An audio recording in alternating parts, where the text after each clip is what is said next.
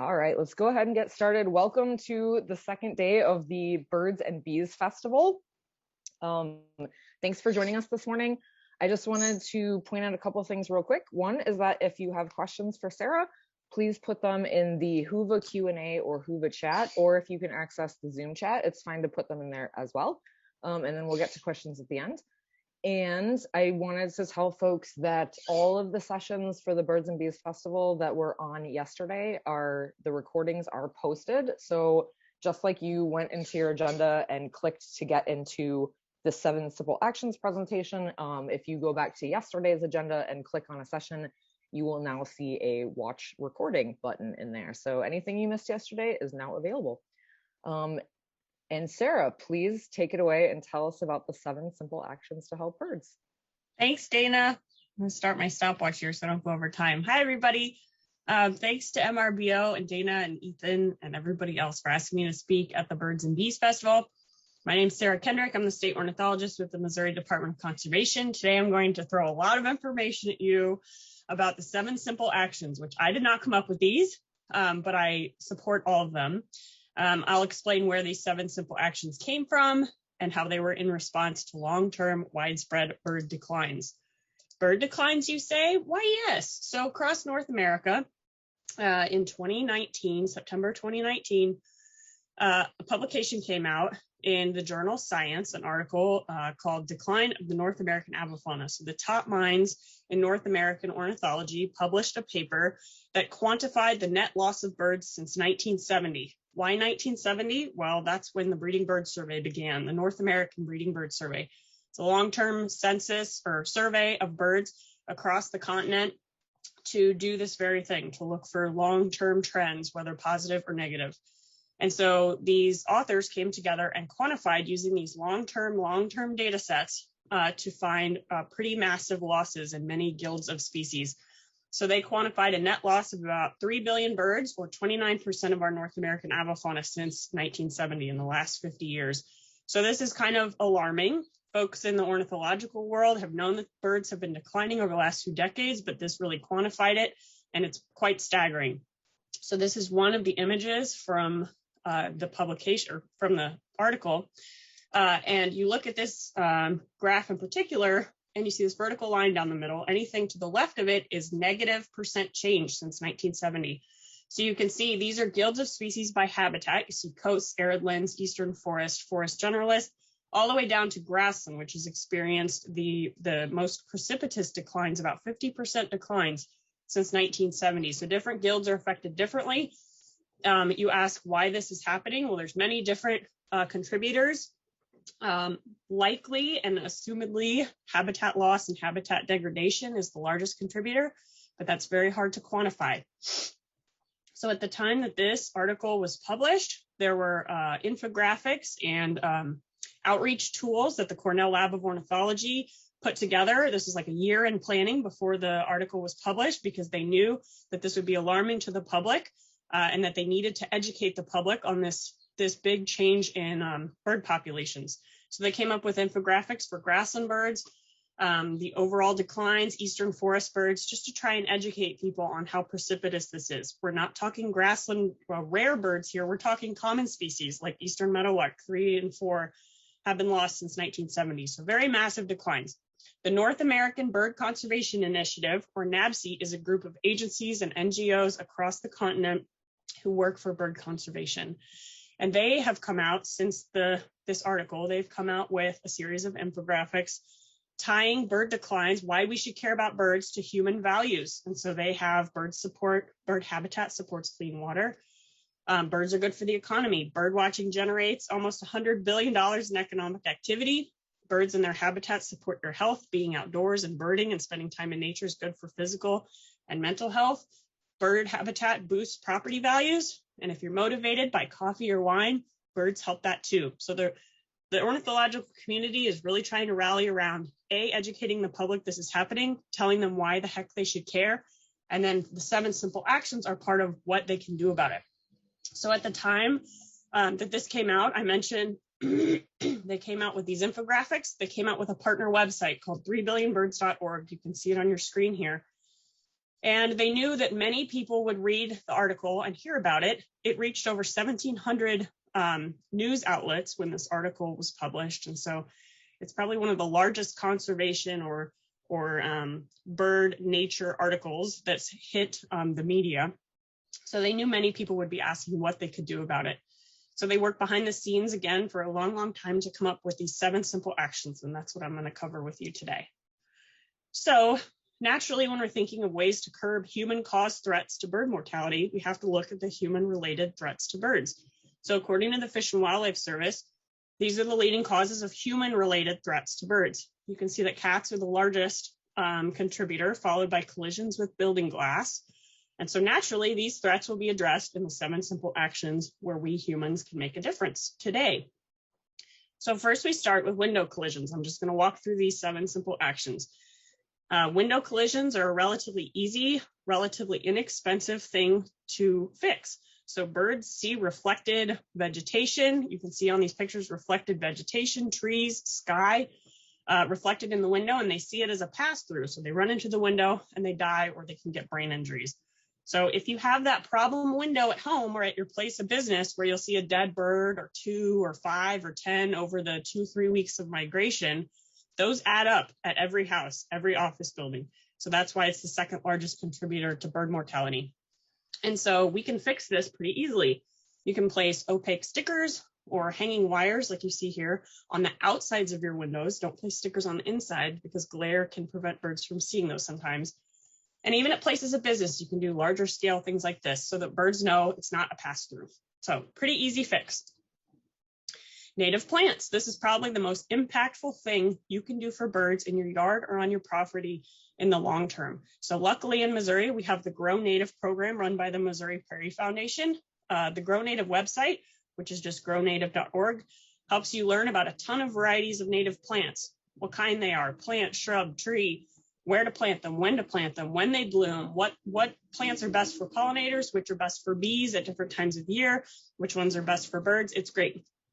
Another piece, well, why do we care about native plants? It's best described by MPF's, one of their metal signs you can buy on their website and put in your yard. So it talks about how our native plants support native insects, which native birds need to eat. And so it's all a cycle. So if you live on acreage or property you can manage for wildlife on a larger scale, I encourage you to check out the Missouri Bird Conservation Plan. This is a plan that was finished in 2019, and it was written by conservation partners across the state, not just the conservation department that I work for. It outlines our most threatened bird species, how you can manage breeding habitat for these declining species, and how to support them on that larger scale. So we'll provide that link to you in a follow-up email if you're interested. We wrote it for people who don't know anything about conservation, for anyone, whether you're a public or private landowner. So we try to make it as accessible as possible to any person. So Dr. Doug Tallamy is an entomologist and an author and a pioneer for promoting native plants. He's the keynote speaker on Saturday at 7 p.m. I encourage you to not miss his talk.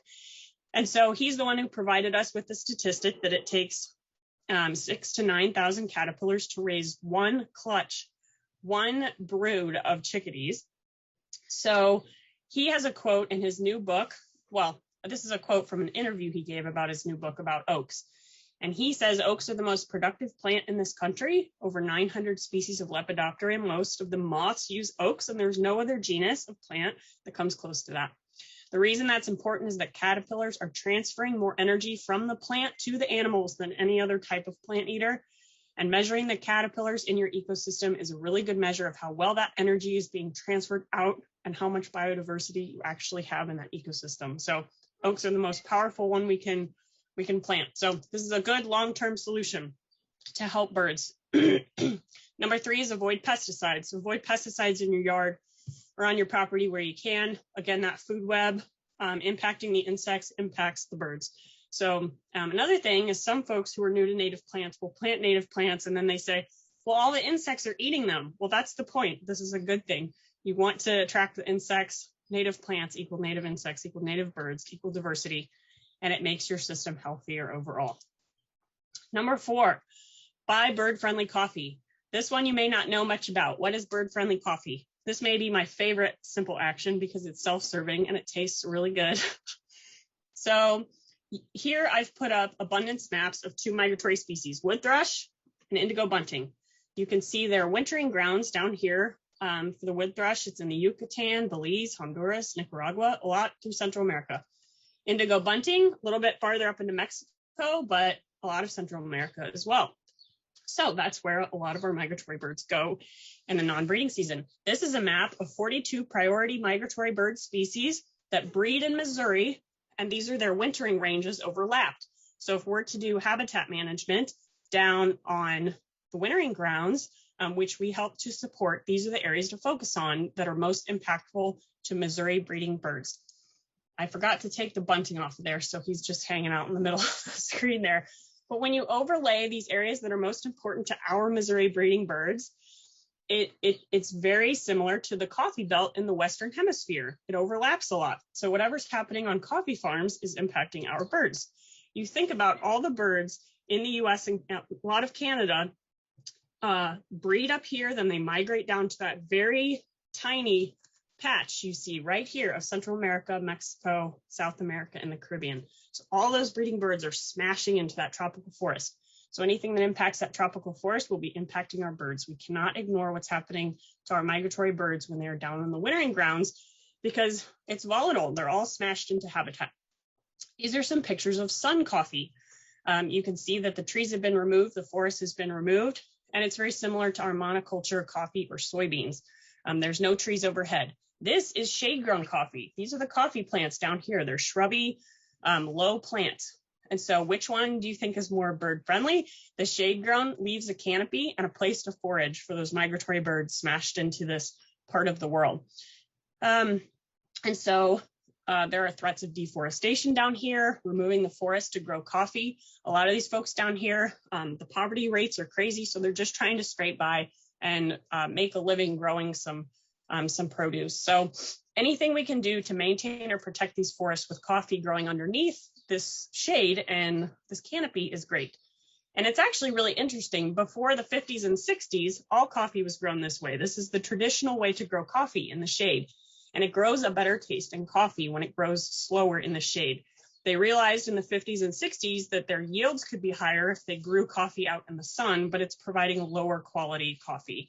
And so it's really interesting. It tastes really good. Also, it tastes a lot better. It's noticeable. So here's a little graphic from Smithsonian that shows sun-grown coffee supports 61 species, partial shade supports 79 species, and bird-friendly shade-grown coffee supports 243 bird species. So it makes a big, big difference. And so not all shade-grown coffee is bird-friendly. And so where do you find bird-friendly coffee? Sometimes it's grown in shade, but the trees aren't native, so it's not helping birds as much. So if you're not sure where to buy it, Smithsonian has a bird-friendly coffee certification program. You can find retailers online. You can order bird-friendly coffee online, but specifically look for bird-friendly. So me and my family, or me and my husband, not our 5-year-old, we've been drinking bird-friendly coffee for over a year now. It costs a little bit more. We are by no means wealthy, but we're trying to spend our money where it's going to make a direct difference. And this is definitely one way that it's helping migratory birds. Every single day we drink that. So this is the website. You put in your zip code and look for retailers on the ground, local stores you can buy it at, but you can buy it online as well. Bird friendly, let's do it. There's also bird friendly beef. This is market-based conservation. And so the Audubon Conservation Ranching Program works with ranchers to adhere to bird friendly habitat improvements. And then they get the stamp of approval, Audubon stamp, right on the meat package. And so Google Audubon, where to buy conservation ranching products, and you can find retailers near you. There's a handful in Missouri. Number 5, keep cats indoors. So cats are a really tough one. People love birds a lot, but they really love cats. And this is always a touchy subject. So harken back to the beginning of this presentation when we saw that cats were the largest human-caused threat to wild bird mortality. And these numbers don't lie, but there are solutions, really cool ones if you ask me. So ABC has been working on this topic, American Bird Conservancy. You can see the link there. And they provide lots of info and ideas for outdoor spaces for your cat that don't threaten birds or other wildlife. And they're called catios, which is really funny. If you look at some of these things, they're really awesome. We used to have a cat. She passed away.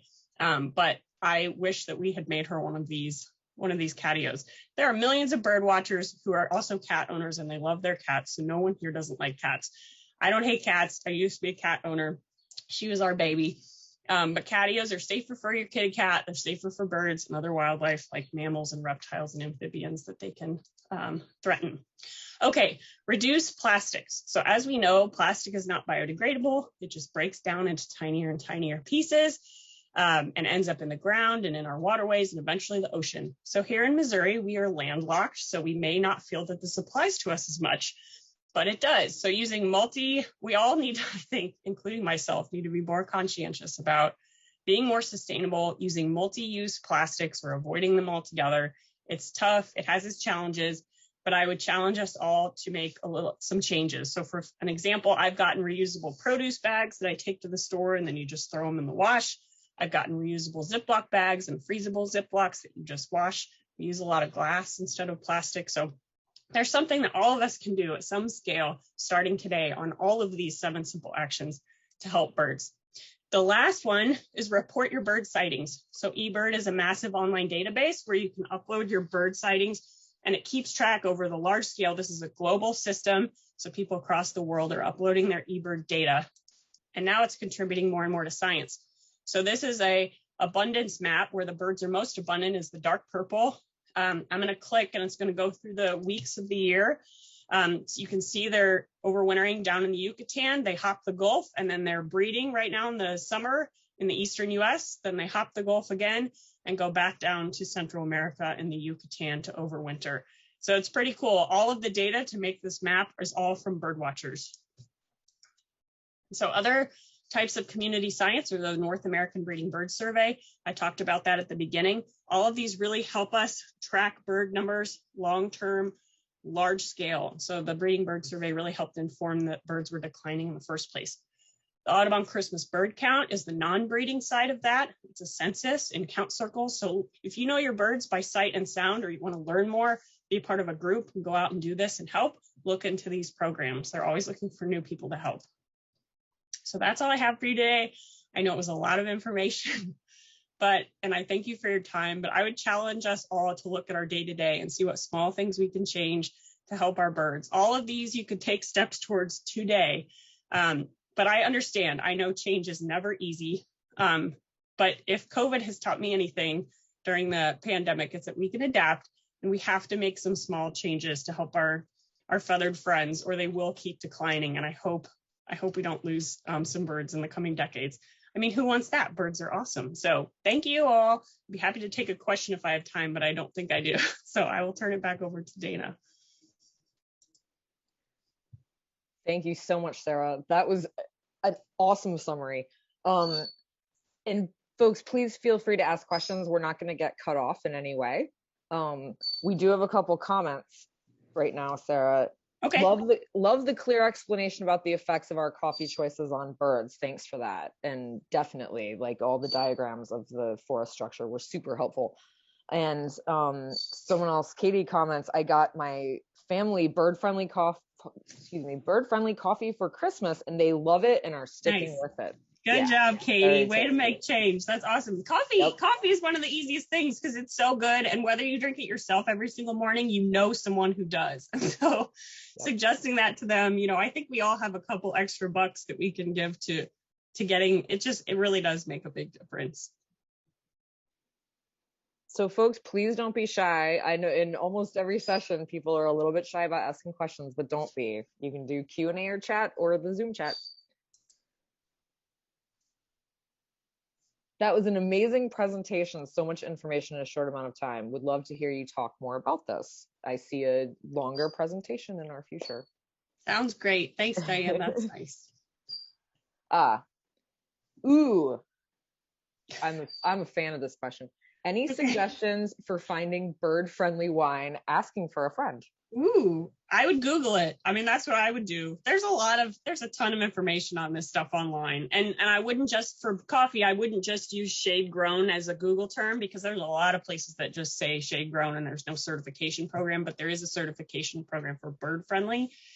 And they're more stringent on it than being native trees and things like that. So I would just Google it and do some research. That's the thing, like, just do some research and talk to your local stores who sell wine and sell coffee, your local coffee shops, and educate them on this stuff. Say, hey, have you considered bird friendly? Do you know what that means? And I would just talk to them about it, because if they know that there's some demand, maybe they'll bring in one coffee variety that's bird friendly, and it just starts a conversation. Then you can offer to put up a little sign that explains bird friendly. And I don't know, it takes a little effort, I know, but just talk to people about it. People get really excited about it and they think it's cool. I think most people inherently want to help. And so that's why these 7 simple actions are so awesome, because I think people are saddened and alarmed by these bird declines and they want to know what they can do. And so I think people want to do the right thing. A lot of it's just, they're just not aware.